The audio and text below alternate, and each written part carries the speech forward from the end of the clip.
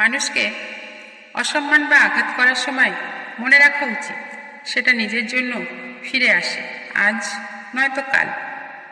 দুর্বল বন্ধু বা আত্মীয় স্বজনদের খোঁটা দিতে নেই, কারণ সৃষ্টিকর্তা চাইলে দুর্বলদের সফল হতে বেশি সময় লাগে না।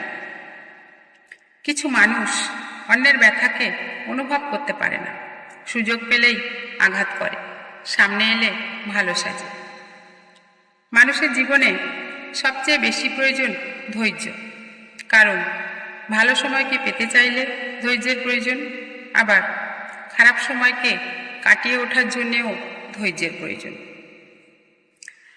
নিজের বাড়ি যেমনই হোক, সেখানে যে শান্তি আর স্বস্তি মেলে তা অন্য কোথাও পাওয়া যায় না, কারণ আপনজনদের সঙ্গে থাকায় যে মানসিক শান্তি মেলে তা বাড়ির ভালো মন্দ বিশালতার উপর নির্ভর করে না।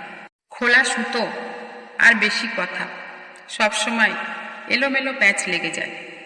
এই কারণে চেষ্টা করা উচিত সুতো যতটা গুছিয়ে রাখা যায় আর কথা যতটা সম্ভব কম বলা যায়। বর্তমানে মানুষকেই বেশি ভয় হয়, কারণ কিছু মানুষ হলো বহুমুখী। এরা নিজেদের স্বার্থে যখন তখন বিভিন্ন রূপ ধারণ করতে পারে। মানুষ কখন মরবে কারো জানা নেই, কিন্তু কিছু মানুষ আছে যারা কিভাবে লোক ঠকানো যায় সেটা তাদের ঠিকই জানা আছে। বিশ্বাস, ভরসা, ভালোবাসা, দায়িত্ব, কর্তব্য এমন জিনিস যার মর্যাদা সবাই দিতে পারে না। এসবের মর্যাদা দিতে হলে মনুষ্যত্ব থাকা চাই।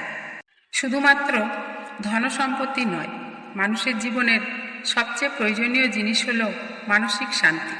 টাকা দিয়ে এটা কেনা অসম্ভব।